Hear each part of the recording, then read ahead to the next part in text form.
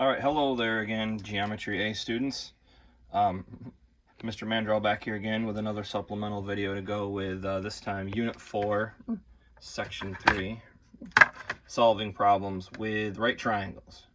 Okay, so there's three main things I want to show you here to go along. Obviously, you need to watch the tutorial, but there's three main things I want to show you here to go along with the tutorial for from Edmentum for this section.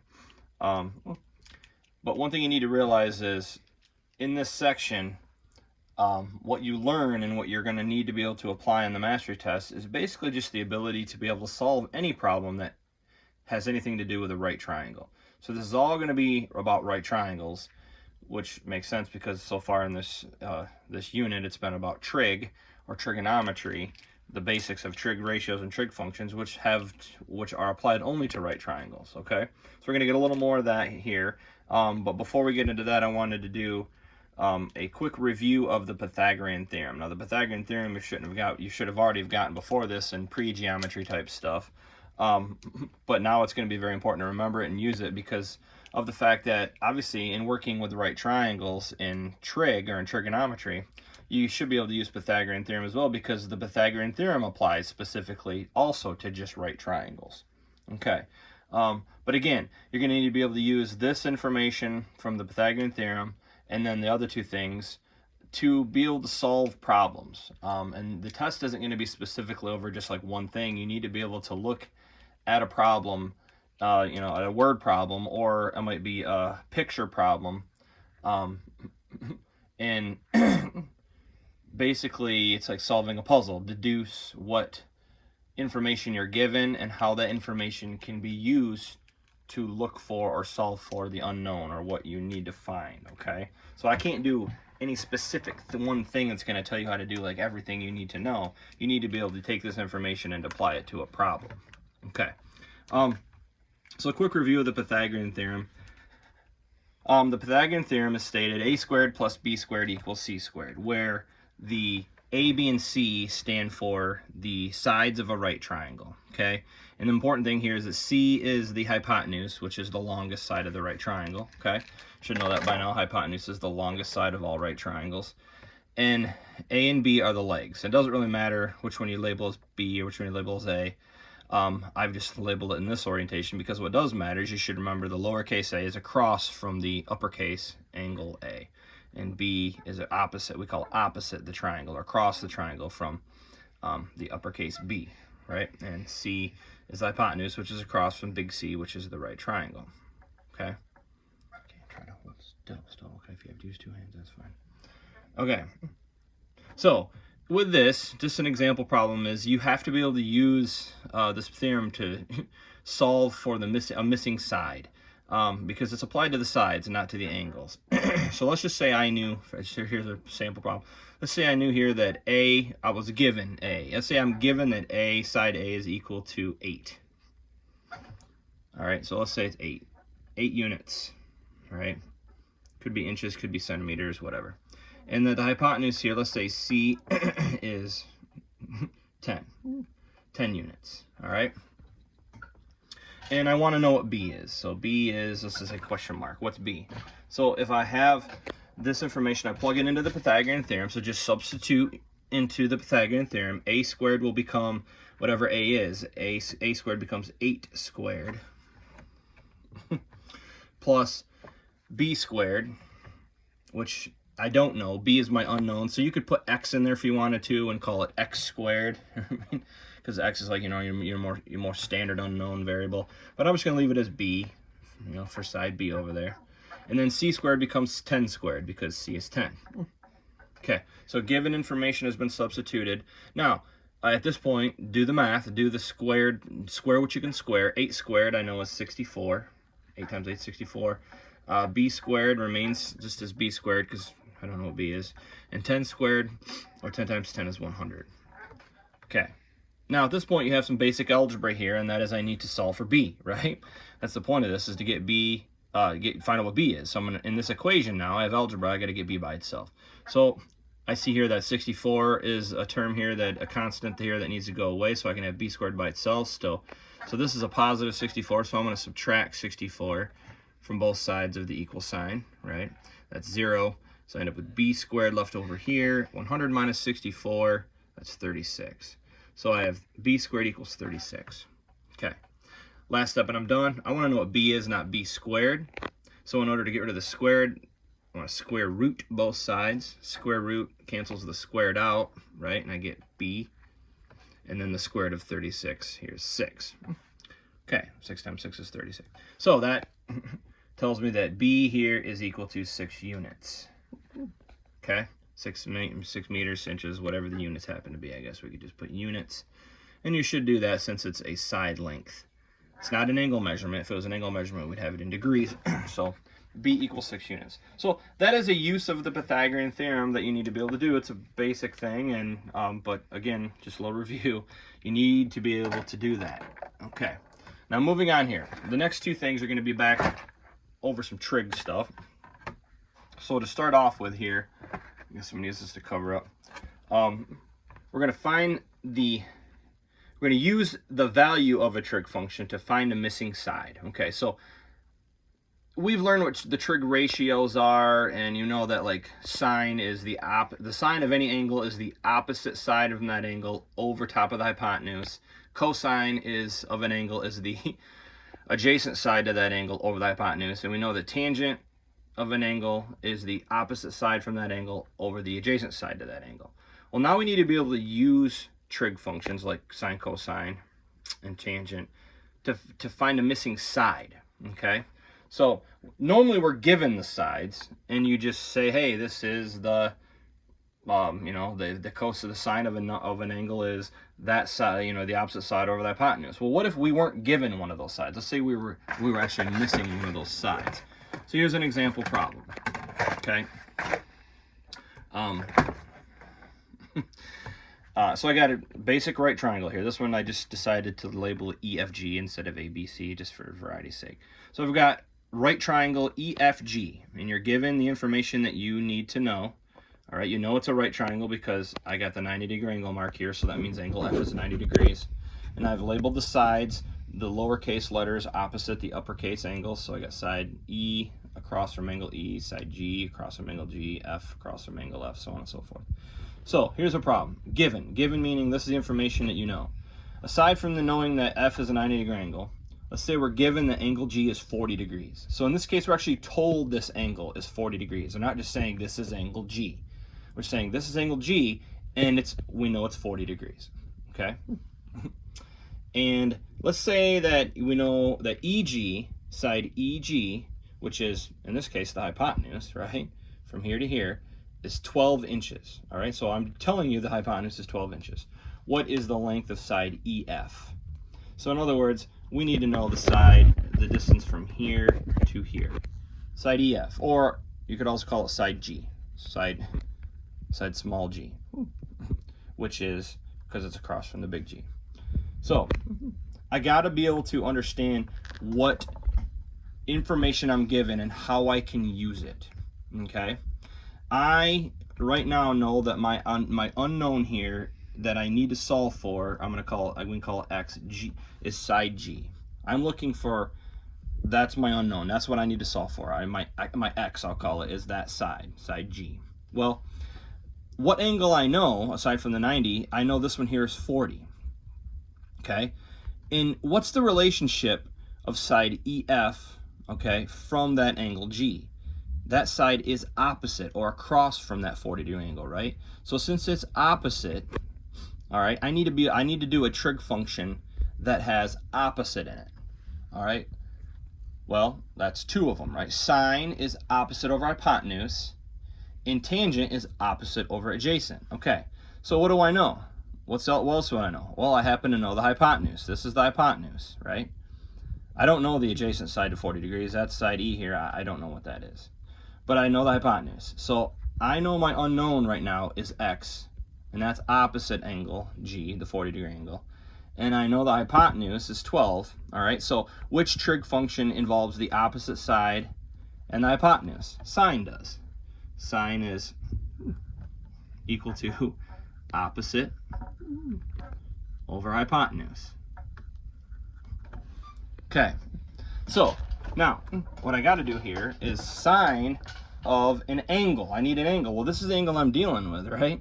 Angle is angle G, but I don't want to just put sine of angle G, okay? All right, let's start out like that. Sine of angle G is equal to the opposite side. What's the opposite side? The opposite side here is little g over the hypotenuse, which is my little f. Okay, now we can start substituting things we know into this. Well, what is angle G? Angle G is 40 degrees. So I'm going to take the sine of 40 degrees, and that's equal to, because angle G is 40 degrees, right? So I substituted 40 degrees in for angle G, is equal to side G. Well, that's what I want to find, right? That's my unknown, so I'll go ahead and I'll put the X there. Over F. Well, what is the length of side F here, or side EG? 12. Okay, so this is a little bit different problem than what we've had so far. Usually, we know like the top and the bottom of this fraction. We know the side, and we know the other side, right? And then we can just do that math, and we know what that'll give us a decimal. Well, now we got to be able to work with the sine of an angle measurement. How do we find the sine of an actual angle measurement? Well, we really know the angle. Like I'm not just doing sine of G, I'm doing sine of 40 degrees. Okay. Well, this is where you're going to need to use your calculator, okay? You're going to need a scientific calculator. If you have a scientific calculator that has trig functions on it, that's fine. I would recommend, and I really like, the Desmos scientific calculator, okay? So what I'm going to do here is we're going to move to my computer screen, and this is just the Desmos scientific calculator right on my computer screen. And you see on the left-hand side, it's got, so if you want to go to the same one, you just go to Desmos. We've used the graphing calculator before, but you go to Desmos Scientific, and it'll just bring up the scientific calculator without the big graph on it. But okay, so now we need to find the sine of 40 degrees. That's an actual number. It's a value, okay? And you can find that. Your computer has the trig functions on it. That calculator has the trig functions on it, and you can see right here, I have sine, here's cosine, and then here's tangent, right? Well, in this particular case, I want to find the sine of 40 degrees. And now, this little switch here, you see how it says DEG? That means I know my calculator is in degrees, and that's where we want it, okay? So we're going to click on sine, all right? And I'm going to put in 40 degrees. Sine of 40 degrees, oops, happens to be 0.64. I'm going to round it to 2 decimal places. That's what I recommend you do. So 0.64 is the sine of 40 degrees. So we're going to come back over here, okay, after we found that, and the sine of 40 degrees is 0.64. Okay, so I replaced sine of 40 degrees with 0.64. I just found it on my calculator. And that is still equal to x over 12. Okay, and now at this point I'm ready to, I'm kind of like in the Pythagorean theorem, I'm back in a very simple algebra problem here. I've got a single one-step equation to solve, right? In the fact that here I have my unknown x over 12. X over 12 means x divided by 12 equals 0.64. Well, I just need to isolate the variable, so if this is divided by 12, I'm going to multiply by 12 on both sides. That's going to cancel the 12 out, and it gives me x equals, and then 12 times 0.64, if you come back over here to the calculator, find out what 12 times 0.64 is. So I'm going to clear that out. 12 times 0.64 is 7.68. Okay, so I've got x equals 7.68. Okay, so that means that x equals 7.68 units, and I had it in inches right here. So that means side G here, or side EF, right, is 7.68 inches.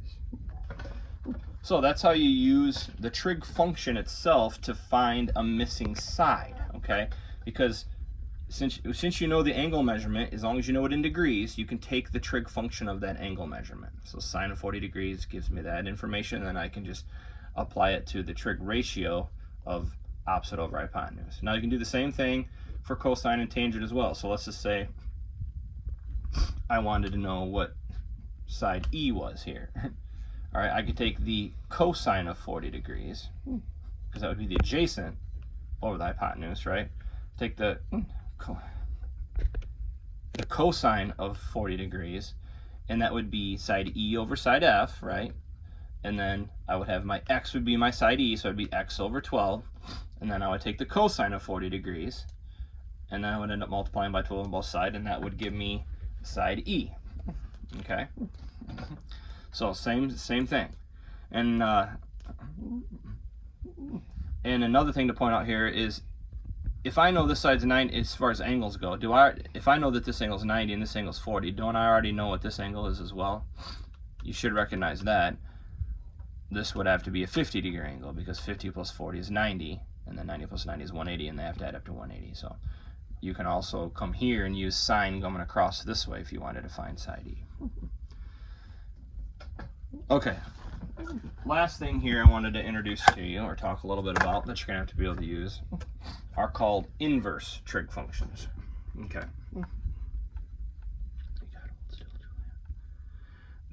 Using inverse trig functions to find missing angles. Okay, so we just found a missing side by using the trig function. The trig function itself is used to find a missing side. So you know the angle, you take the trig function of that angle, like the sine of the angle, like sine of 40 degrees we did, or cosine, or it could even be tangent, to find a missing side. Now, this is going to be a situation where you have side lengths and you can find a missing angle. So let's say you don't know the angle, and you can find the angle as long as you know the side lengths by using what are called inverse trig functions. Okay. Now, so let's take a look at this problem. I got a right triangle here, and this time I used x, y, z. So I got right triangle x, y, z. Okay, and side z is across from angle big Z, and side y, which is the hypotenuse of the triangle, is across from big Y, and then side x is little x is across from big angle x, or opposite, right? So in this case, here's what I'm given. I'm given side YZ, okay, which is the bottom down here, also known as side small x, is 8 units, and xz,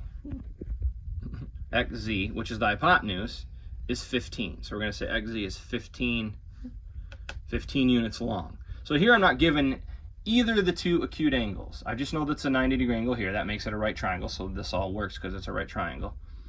So I got yz is 8, xz, the hypotenuse, is 15. What is the measure of angle z? So in other words, question mark here, what is the angle measurement of angle z? Well, this is kind of a difficult one because of the fact that if I knew this angle up here, then I could say, all right, I could say 180 minus 90 minus this angle would give me the missing angle. But I don't know that angle either, and we're not given that angle. So this is how you use what are called inverse trig functions. Let's set this up first, and I'll get to what the inverse means. Okay, obviously I'm working on this angle, which is angle z. Now I need to look at what information I'm given and know that what information I'm given, how does that relationship get created and how do I take the information I'm given and create a relationship that I can use a trig function that I know, right? Obviously we know our trig functions, our sine is opposite over hypotenuse, cosine is adjacent over hypotenuse, and tangent is opposite over adjacent. Well, what do I know? From this angle here, do I know the opposite side? No. So I'm not going to do any trig function that involves opposite. I know the adjacent side and I know the hypotenuse. Well, which trig function involves the adjacent side and the hypotenuse? That would be cosine.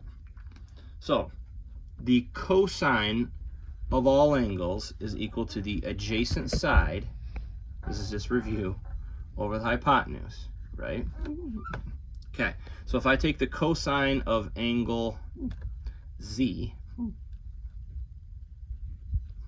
that is going to be equal to the adjacent side to angle Z, which in this case is the little x, over, it hardly looks like an x,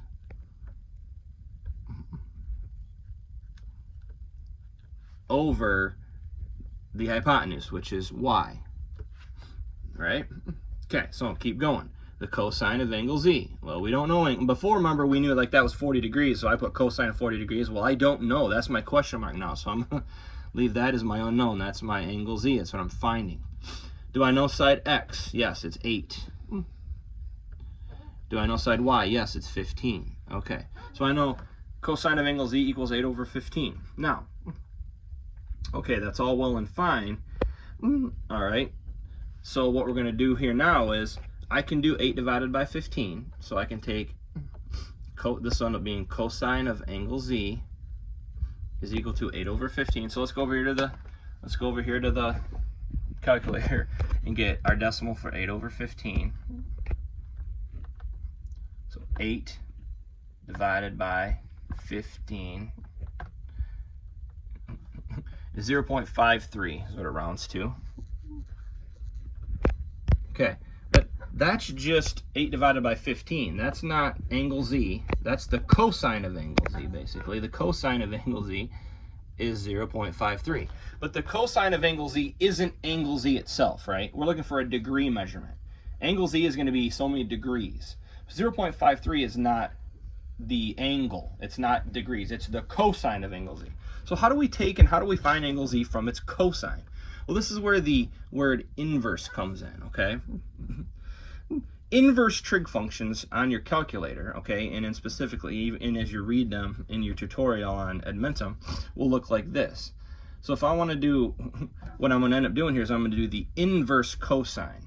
So inverse cosine will be written like this. It'll be cos, the cos, and then it'll have the -1 like this, and then it'll be your angle. So inverse cosine of angle Z. Okay?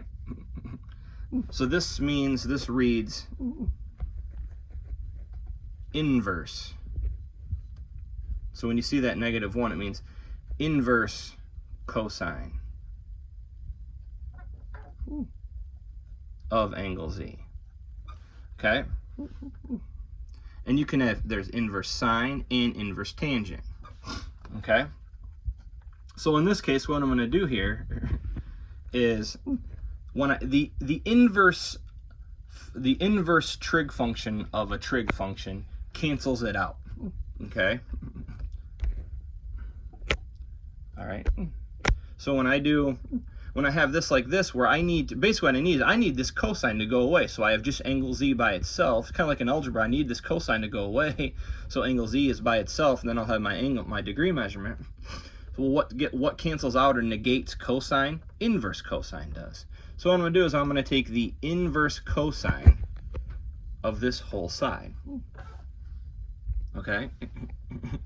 And I'm also going to take the inverse, but I also have to take the inverse cosine of that decimal. Because remember, in algebra, whatever you do to one side of an equal sign, you got to do the other side. So I'm going to take the inverse cosine of both sides.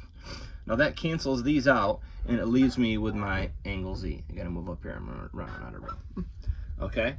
Now, so to get my answer, I got to take the inverse cosine of 0.53, okay? And that's where we're going to come back over to the computer. Okay? Now, if you're on the Desmos Scientific Calculator, you won't see the inverse trig functions right away. You see right here where it says main. If you go over here to function and click on function, you click on that, you're going to get, you can see them right here. You get the trig functions again. Right underneath them, you'll see the sine -1, that's inverse sine, and there's inverse cosine, and there's inverse tangent. Okay, so I want to take the inverse cosine, so I'm going to click on inverse cosine. I got to go back to main so I can get my number pad again. Of 0.53 was the number. Okay, so the inverse cosine of 0.53 rounds, it's 57.99, so that rounds to 58. So we're going to go back over here, and so the inverse cosine of 0.53 is 58. Okay, so angle Z equals 58 degrees. So this angle here would be 58 degrees. Now, knowing that, I could find the other angle, right? It'd be 90 minus 58, which is 32. So this would be a 32-degree angle. So that's using inverse trig functions to find missing angles, okay? So when you know the two sides, and you can fill in the two sides for the adjacent of the hypotenuse, or then maybe the opposite side of the hypotenuse. And you're stuck with having the trig function here be your unknown, cosine of angle z, and you want to know angle z, then you take the inverse of whatever that function is. Okay? So I could also do this with, let's say I knew what side z was, right? In fact, I could find side z right now with the Pythagorean theorem. That's why I reviewed it. You could do this as an a squared plus b squared equals c squared, and I could find side z. All right, well, if I knew side z, then I could do the sine of angle z would be opposite over hypotenuse, whatever this is, over 15. And then I could do inverse sine to work backwards and find, I would end up finding this to be 58 degrees the same way, okay? So, inverse trig functions, they negate or get rid of the initial trig functions. All right? Okay. Make sure that you understand if when you go to take your mastery test or when you're working on the practice problems, sometimes you're going to have one of these where it just involves, hey, you just got to do the inverse trig function to find a missing angle, or you got to do the trig function to find a missing side. But generally, it's a puzzle in front of you. And the number one thing I can tell you as far as,